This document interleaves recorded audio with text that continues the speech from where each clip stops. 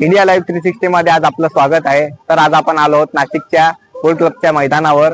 आपण मागच्या बाजूला बघू शकतात की आदिवासी समाजाचे 5 दिवसापासून आमरण उपोषण चालू आहे। तर आज आपण जाणून घेऊया याच्या मागे काय कारण आहे, काय रिझन आहे। मागील 7 दिवसापासून आमरण उपोषण चालू आहे, तर त्याच्या मागचं मुख्य कारण काय? आपण सर्वांनी बघितलं येत्या 5 ऑगस्टला ज्या पद्धतीने या आदिवासी विकास विभागाने जो GR काढला, हा GR कुठेतरी एक संविधानावर घात करत होता आणि विद्यार्थ्यांचा अधिकार आहे संविधानापासून वंचित करत होता। त्या विरोधात आम्ही लढा दिला। त्याच्यानंतर जे आदिवासी विकास विभाग आहे त्यांनी येत्या 14 ऑगस्टला जो GR याच्यात सुधारणा केली, पण ज्या पद्धतीने सुधारणा पाहिजे होते त्या पद्धतीने यांनी सुधारणा केल्या गेल्या नाही आणि त्याच्या विरोधात आम्ही मागील 18 तारखेपासून हा आंदोलन आमरण उपोषण सुरुवात केली। आज आमचा 7वा दिवस आहे आणि आमच्यातले काही जे बांधव जे काल परवापासून जेवण करत नाही, कारण की हा जो शासन आहे, हा गेंड्याच्या कातडीचा जो काही सरकार आहे, जो आदिवासी विभाग आहे, हे विद्यार्थ्यांच्या मागण्या पूर्ण करत नाही आणि या मागण्यासाठी आम्ही लढा देत आहोत। अच्छा, तर आपल्या प्रमुख मागण्या काय आहेत? हा संपूर्ण GR हा बदलून पाहिजे। त्याच्यानंतर जे काही जपतले आश्रम शाळामध्ये आमच्या 6 लहान बहिणींना सर्पदोष झाला आणि 3 जे माझे लहान बहिणी आहेत, आदिवासी भगिनी आहेत, त्यांचा जागेवर मृत्यू झाला आणि 3 बहिणी आज बी हॉस्पिटलमध्ये आहेत। सर्वप्रथम त्यांना या शासनाने यांचं जबाबदारी घेत त्यांचा मोबदला द्यायला पाहिजे। 1 कोटी त्या पोरींना एक कोटी रुपये द्यायला पाहिजे। जे जखमी पोरी आहेत या पोरींना शासनाने 50 लाख रुपये द्यायला पाहिजे। त्याच्यानंतर जे काही तुम्ही संस्था बंद केली त्या शाळेची संस्था बंद केल्यानंतर जे विद्यार्थ्यांनी त्या शाळेत शिकत होते त्या विद्यार्थ्यांचा पुनर्वसन व्हायला पाहिजे, जेणेकरून त्या पोरी त्या मुली शिक्षणापासून वंचित व्हायला नको। त्याच्यानंतर जे काही आज आपण बघतोय आदिवासी मध्ये गेल्या 2 वर्षात 584चा आकडा हा खूप मोठा आकडा आहे। जे आदिवासी मुली विद्यार्थिनी हे हॉस्टेलमध्ये राहत असताना ते मरण पावल्या, त्यांच्या सकाळ चौकशी करून जे जबाबदार व्यक्ती आहेत त्यांच्यावर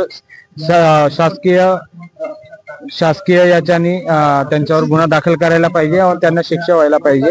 आणि त्याच्यानंतर आपण बघतो ज्या पद्धतीने प्रत्येक आश्रम शाळेत असो किंवा शाळेत असो जी मेस व्यवस्था बनवली, सेंट्रल किचन हे त्यांनी एक लागू केलेलं आहे की 2-3 तास जेवण बनवून ते जेवण 50-60 किलोमीटर अंतरावर घेऊन जाऊन त्या पोरांना देत आहे। जर असं बाशी जेवण जर तुम्ही आमच्या मुलांना देत असाल तर आमच्या मुलांची जी शरीर कसा साथ देईल हे आम्हाला समजत नाही। जे तुमचा आकडा हातात थांबणारच नाही। मला तरी वाटतं या शासनाने ठरवलंय की 1000चा आकडा कसा तरी यांनी गाठायला पाहिजे, असं यांचं स्वतःचं म्हणणे। काल परवाची एक घटना अजून एक आकडा त्याच्यात वाढलाय। 584 जागेवर 585 आकडा झाला। त्याबद्दल या शासनाला, या आदिवासी विकास मंत्रीला आम्ही अभिनंदन करतो। तुमचं लवकरात लवकर तुमच्या या आदिवासी लोकांना मारण्याचं जे काही तुमचं संकल्पना आहे, 1000चा आकडा तुम्हाला करायचा असेल त्याबद्दल तुम्हाला मी शुभेच्छा देतो। आणि या आदिवासी विकास मंत्र्याला लाजा वाटायला पाहिजे, तुम्ही फक्त नावाचे मंत्री राहिले आहेत। आम्ही ज्या पद्धतीने हे मागणी आहेत एकदम नैतिक मागणी आहेत। जे रेग्युलर आपल्या विद्यार्थ्यांना होणारा त्रास असतो त्या त्रासाविरोधात आम्ही हा अलगार पुकारलाय। त्याच्यानंतर एका साईडला शासन म्हणतं आदिवासी लोक हे फुकटमध्ये शिकतात। आदिवासी हा समाज या देशाचा मूळ मालक आहे। आपण बरेचदा बघितलं सुप्रीम कोर्टाने सुद्धा हे स्टेटमेंट दिलं की आदिवासी या देशाचा मूळ मालक आहे। या मालकाला तुम्ही जर कधी तुम्ही एका साईडला म्हणतात फुकट शिकतात, तर ज्या कॉलेजमध्ये हे जात असतात तुम्ही स्कॉलरशिप मध्ये नमूद करतात की बाबा आदिवासी विद्यार्थ्यांना कोणताही पैसा शासन संपूर्ण पैसा देतो, आदिवासी विद्यार्थ्यांकडून 1 रुपया घ्यायचा नाही। एका साईडला तुम्ही असं म्हणतात, एका साईडला तुमचेच काही लावलेले एजंट आहेत, जे काही आमदार असतील, स्थानिक पदाधिकारी असतील, त्यांचे मोठे मोठे कॉलेज आहेत, त्या कॉलेजामार्फत तुम्ही त्यांच्यावर डोनेशन नावाचा प्रकार एक फी आकारतात। 1 लाख रुपये तुम्ही वर्षाचे आमच्या आदिवासी बंधू भगिनींकडून तुम्ही पैसे घेत असतात। म्हणजे असा मोठ्या प्रकारचा तुम्ही जो भ्रष्टाचार करताय, या भ्रष्टाचार कुठेतरी थांबायला पाहिजे। डोनेशन हा प्रकार बंद व्हायला पाहिजे, असे हे आमचे प्रमुख मागणी आहे। आदिवासी विकास मंत्री यांनी राजीनामा का द्यावा?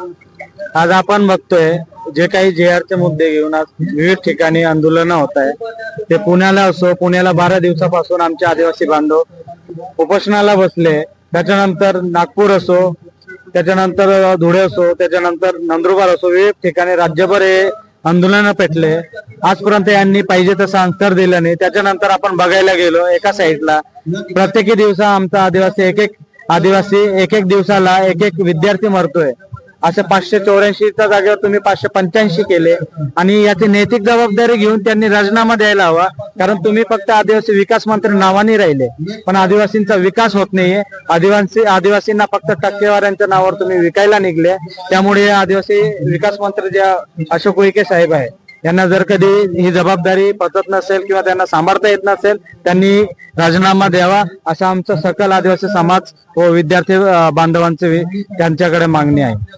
नक्कीच आपण आदिवासी समाजाला न्याय मिळवण्याचा प्रयत्न करू.